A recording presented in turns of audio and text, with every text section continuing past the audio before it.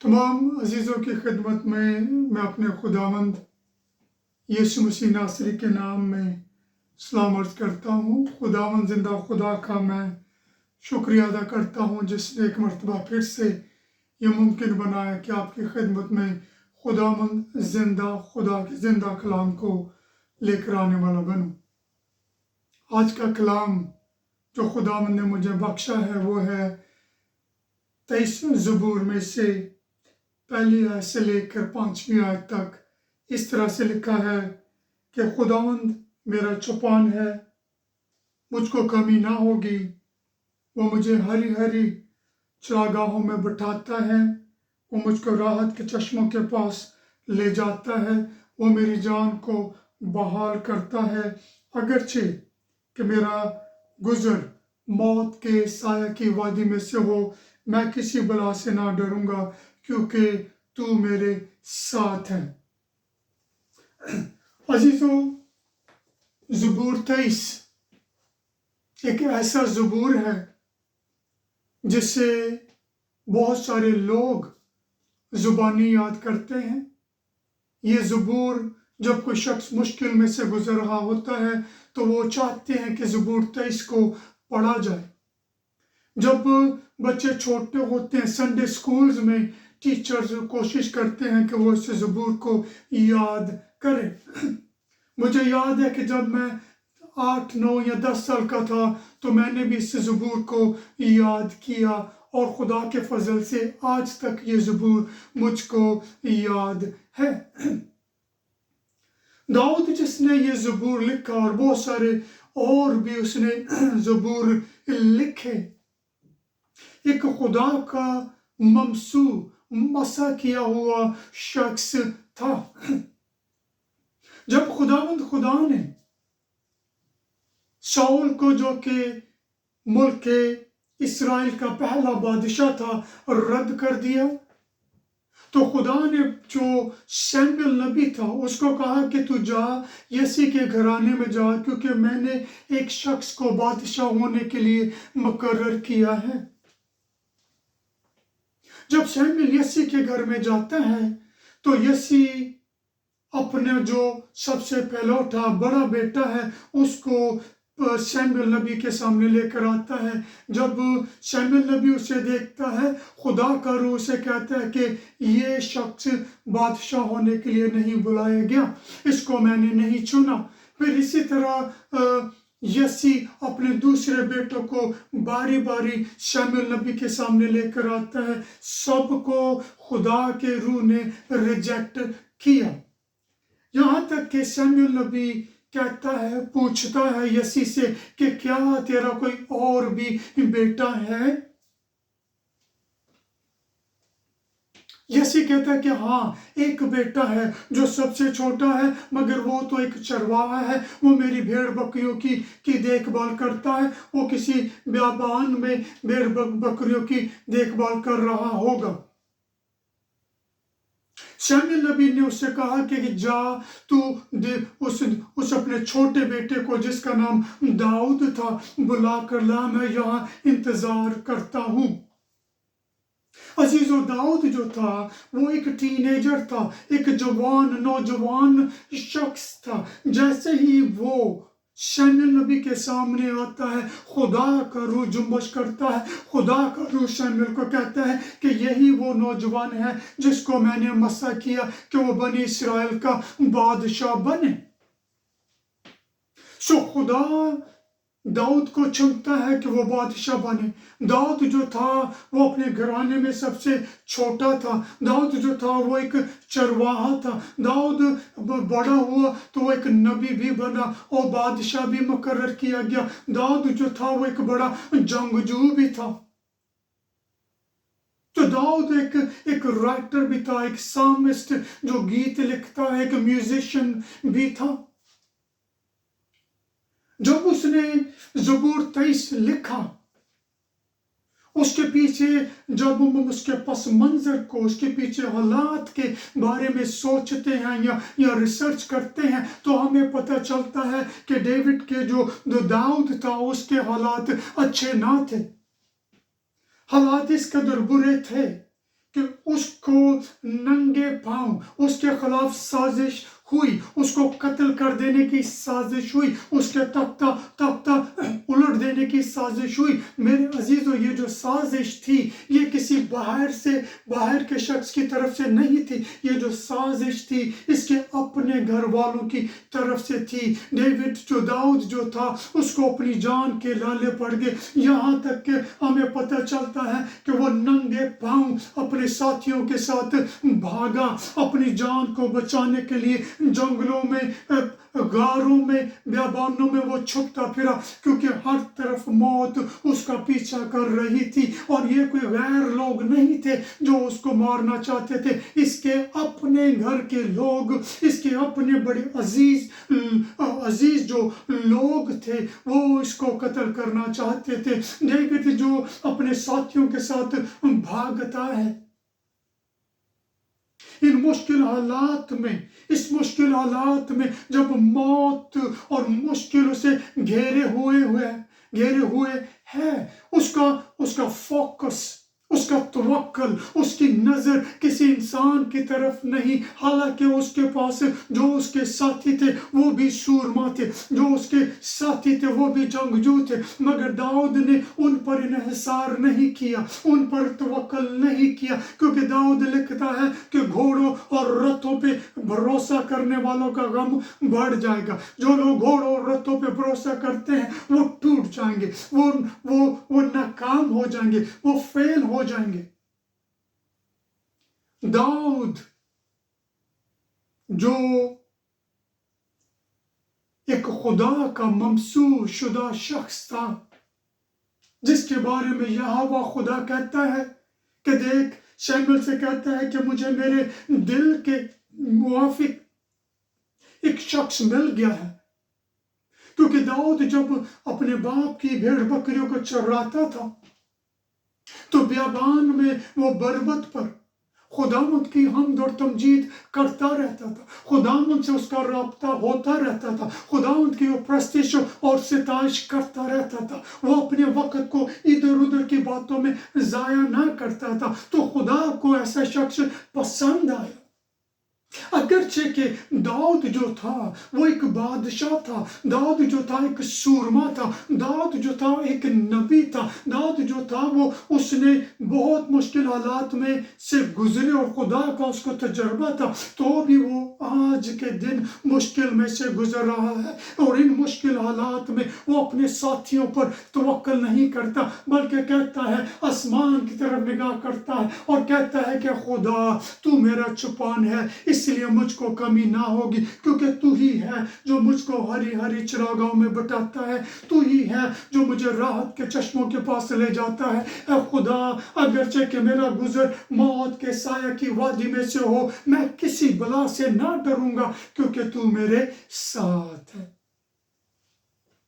میرے عزیز و داؤد نے یہ زبور لکھا، خداوند پر توکل کا زبور لکھا، خداوند کو یاد کرتا ہے، خداوند کی وفاداریوں کو یاد کرتا ہے، خداوند کے ناموں کو یاد کرتا ہے، کیونکہ خداوند کے نام جو ہیں وہ اس کے کیریکٹر کو بیان کرتے ہیں۔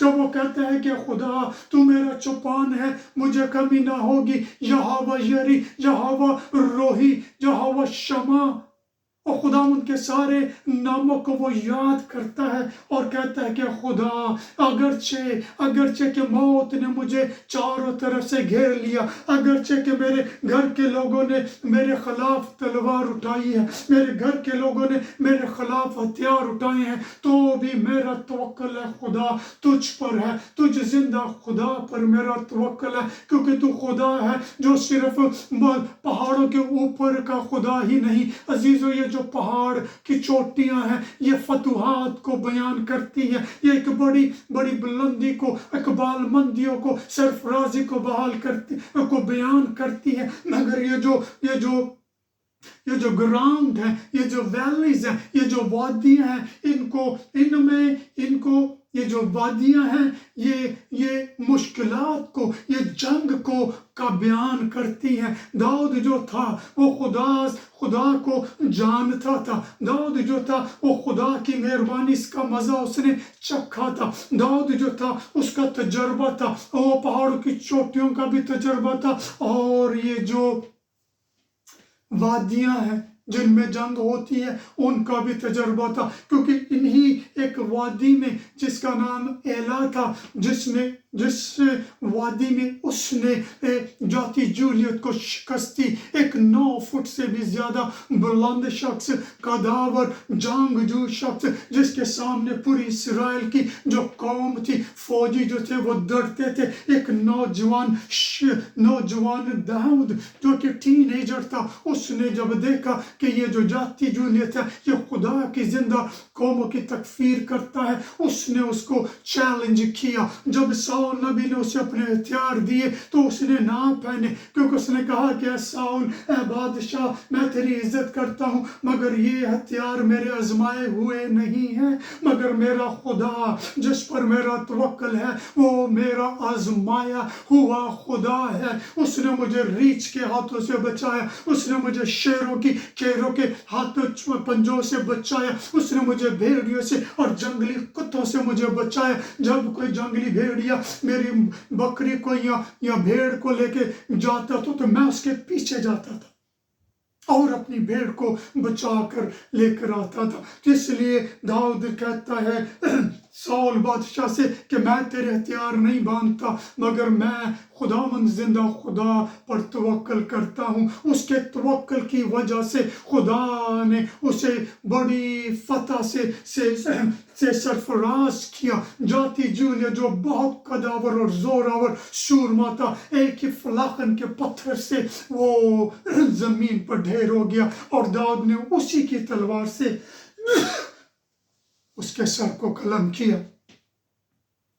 میرے عزیزوں، داؤد ہمیں ایک مثال یہاں پہ پیش کرتا ہے کہ حالات اس کے اچھے نہ تھے، مشکلات چاروں طرف سے مشکلات نے اسے گھیرا تھا، یہاں تک کہ موت اس کا پیچھا کر رہی تھی۔ اگر وہ چاہتا تو اپنے ساتھیوں پر توکل کر سکتا تھا، مگر اس نے نہیں کیا۔ اس نے توکل اگر کیا تو کیا زندہ خدا پر۔ وہ کہتا ہے کہ اگرچہ کہ میں موت کے سایہ کی وادی میں سے گزر رہا ہوں، میں کسی بلا سے نہ ڈروں گا، کیونکہ زندہ خدا تو میرے ساتھ ہے۔ مبارک ہے وہ شخص، مبارک ہے میری وہ بہن، وہ گھرانہ جس کا توکل زندہ خدا پر ہے، جس کا توکل نہ تو گھوڑوں پر ہے نہ تو رتھوں پہ ہے، کیونکہ گھوڑوں اور رتھوں پر بھروسہ کرنے والے گر جائیں گے، وہ تباہ و برباد ہو جائیں گے، مگر زندہ خدا پر، بائبل کے خدا پر جس کا توکل ہے وہ نہ تو گریں گے، نہ وہ شرمندہ ہوں گے، کیونکہ بائبل کا خدا جو زندہ قادر مطلق خدا ہے، اس کے کام میں، اس کے کلام میں بڑی قدرت ہے۔ اس نے کہہ ہی دیا کہ روشنی ہو جا تو روشنی ہوگی، اس نے کہہ ہی دیا کہ پانی سے جدا ہو جا تو ایسا ہو گیا، اس نے کہہ ہی دیا کہ زمین جو تھی وہ پھل اور پھول اور پھلدار درخت پیدا کرے تو ایسا ہو گیا۔ کلام کہتا ہے کہ بائبل مقدسہ میں بڑی صفائی کے ساتھ بتاتی ہے کہ خدا کہتا ہے کہ کیا میرے نزدیک کوئی بات ناممکن ہے۔ خداوند جس کی میں اور آپ پرستش کرتے ہو میرے عزیزو، اس کے سامنے کوئی بات ناممکن نہیں ہے۔ وہ مشکلات جو ہمارے لیے ہیں اس کے نزدیک وہ مشکلات نہیں ہیں، کیونکہ وہ قادر مطلق خدا ہے۔